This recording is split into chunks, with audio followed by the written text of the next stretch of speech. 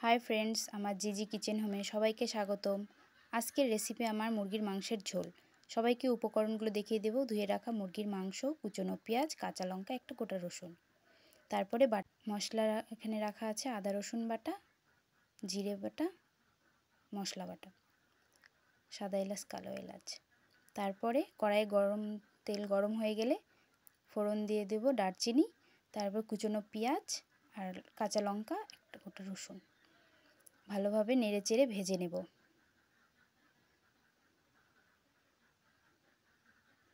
ভালোভাবে ভাজা হয়ে গেলে আমরা মুরগির মাংসগুলো দিয়ে দেব। মুরগির মাংস সবগুলো দিয়ে ভালোভাবে নেড়েচেড়ে নেব।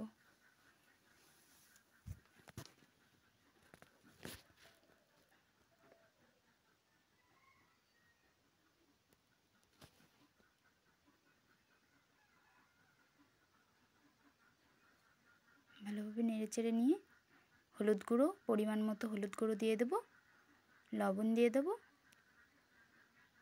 লঙ্কা গুঁড়ো দিয়ে দেব পরিমাণ মতো। সব দিয়ে দেওয়ার পরে ভালোভাবে মিক্সড করে নেব।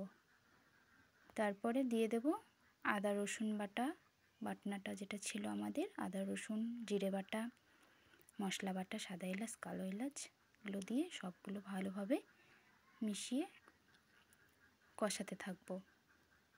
একটু একটু করে জল দেব আর কষিয়ে নেব।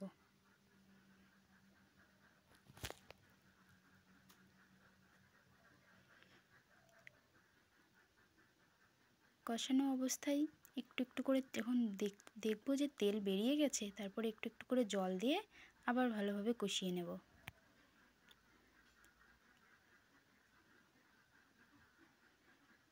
আমাদের মাংসটা ভালোভাবে কষানো হয়ে গেলে আলুটা দিয়ে দেব। আলু দিয়ে আবার ভালোভাবে নেড়েচেড়ে কষিয়ে নেব।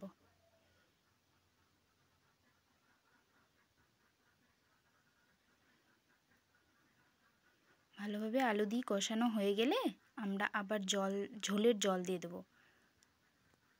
ঝোলের জলটা একটু ভালোভাবে দিতে হবে বেশি করে, কারণ আলু আছে, আলুটা টেনে নেবে। যে যেমন ঝোল খেতে পছন্দ করবে সে তেমন ঝোল দেবে। কেউ কম ঝোল খেতে পছন্দ করে, তারা অল্প কম জল দিয়েই করতে পারবে। জলটা ফুটিয়ে উঠলে আমরা মাংসটা নামিয়ে নেব।